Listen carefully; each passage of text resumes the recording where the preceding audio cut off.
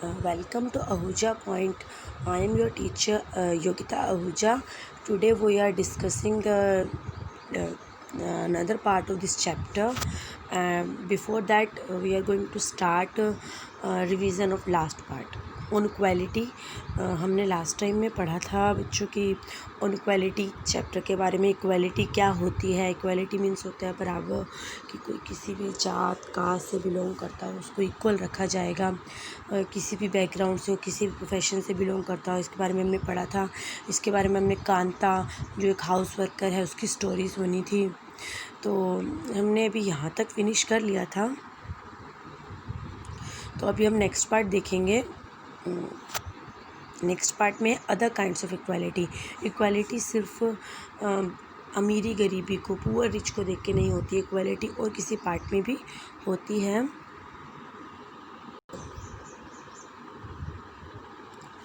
Other kind of equality. Kanta is one of many people who live in democratic India and who have the right to vote, but whose daily living and working conditions are far from equal. उन्होंने पहले तो बताया था कि other kind of equality एक हमें democratic India में कांता रहती है, ऐसी कंट्री में जहाँ पे प्रजातंत्र चलता है. डेमोक्रेटिक रेफर्स टू प्रजातंत्र.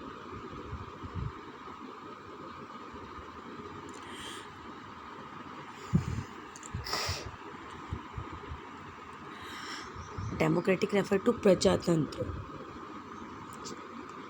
India and who have the right to vote but whose daily living and working conditions are far from equal.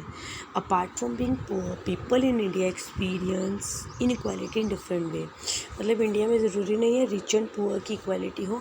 इसके अपार्ट मतलब इसके अलावा भी बहुत सारी इनक्वालिटीज़ इंडियन पीपल्स को फेस करनी पड़ती हैं. Let us see what is this means by this. 2 stories हैं इसमें हमने दिखा रखी है. Each of this based on real incident.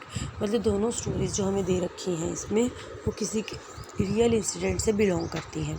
Reflect the different kind of inequalities that exist in India. One of the more common form of inequality in India is caste system. Caste system का है if live you in rural area में, अगर आप रहते हो, किसी गांव में रहते हो, किसी ग्रामीण इलाके में आपका रहना है, तो आप अपनी कास्ट से अच्छे से वाकिफ़ हो गए. आप जानते होगे कि आपकी कास्ट क्या है, आप किस कास्ट से किस ग्रुप से बिलोंग करते हो. Your cast identity is something that you probably learned और experienced very young. If you live in urban area, you might think that people no longer believe in caste. But just look at these matrimonials shown. अभी हमने last time एक matrimonials देखा था. Matrimonials दिखा रखा था.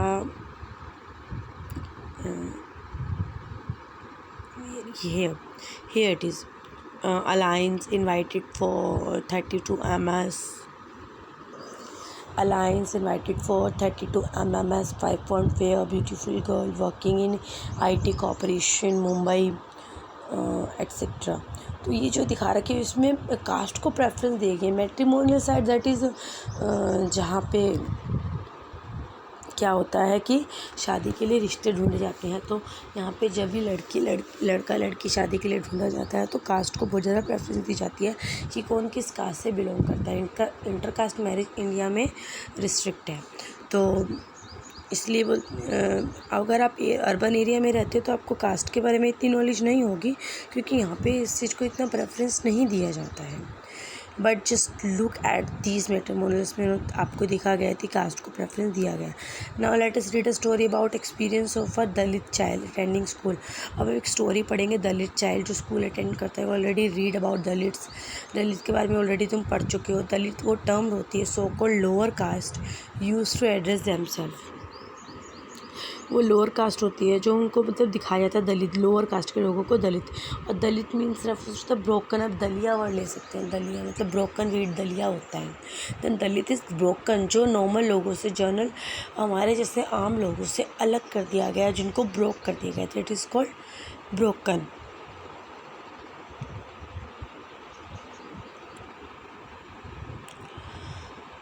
Broken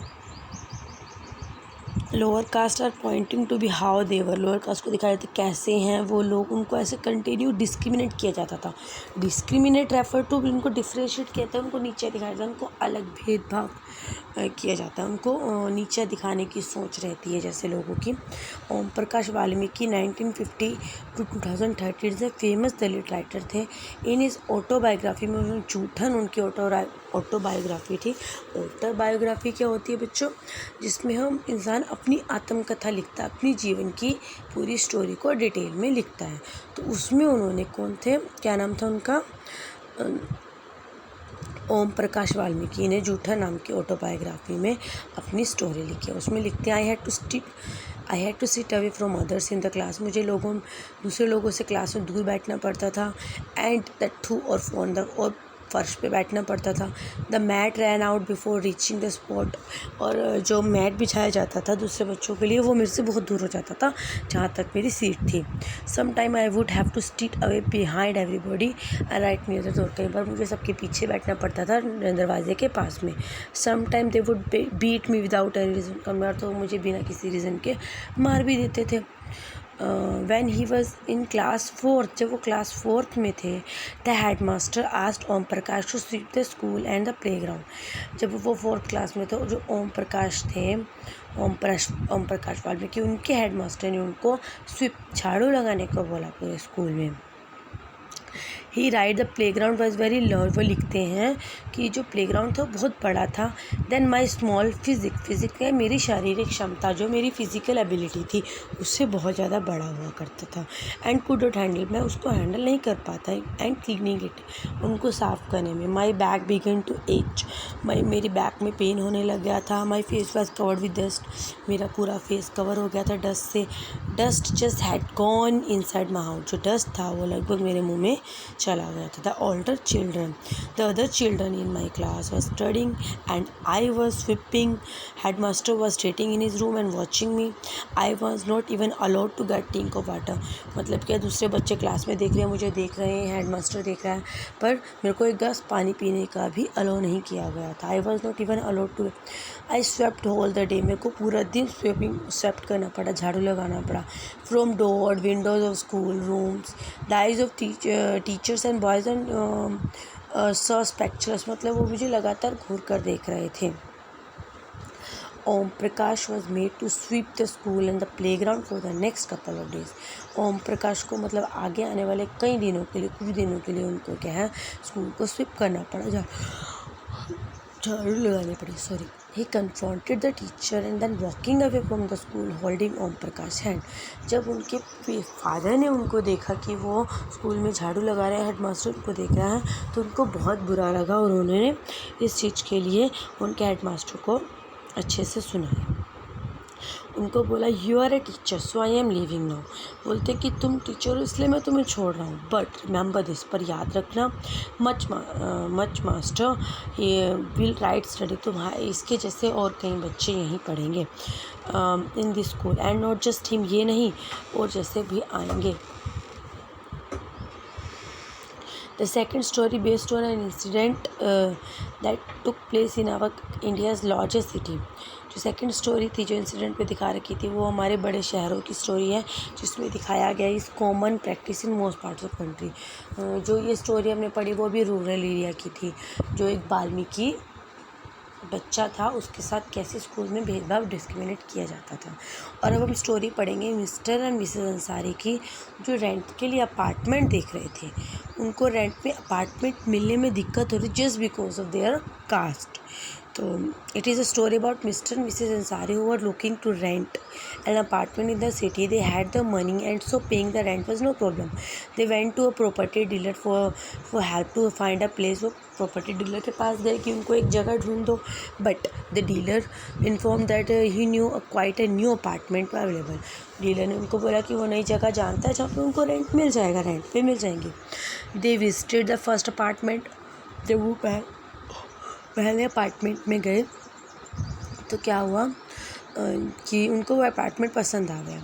but क्या हुआ, व्हेन द लैंडलोडी थी, जो उनकी मकान की मालकिन थी, फाउंड देयर नेम, जब उन्होंने उसके नाम सुने, शी मेड एन एक्सक्यूज, उसने क्या बहाना बनाया, about the she could not rent because how to someone who will eat meat because building did not have any non vegetarian.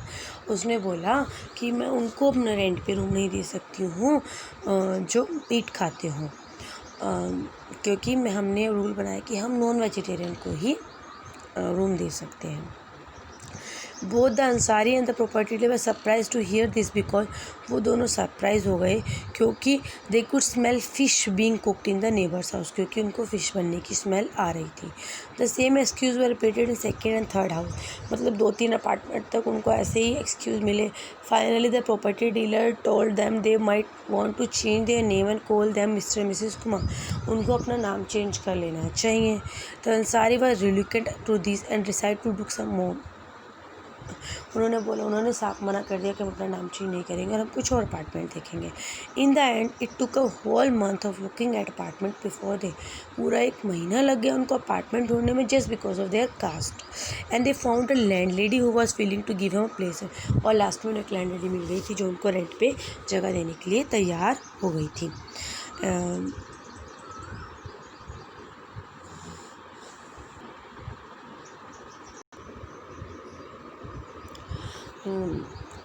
Tomorrow we will go for the next part. So sorry.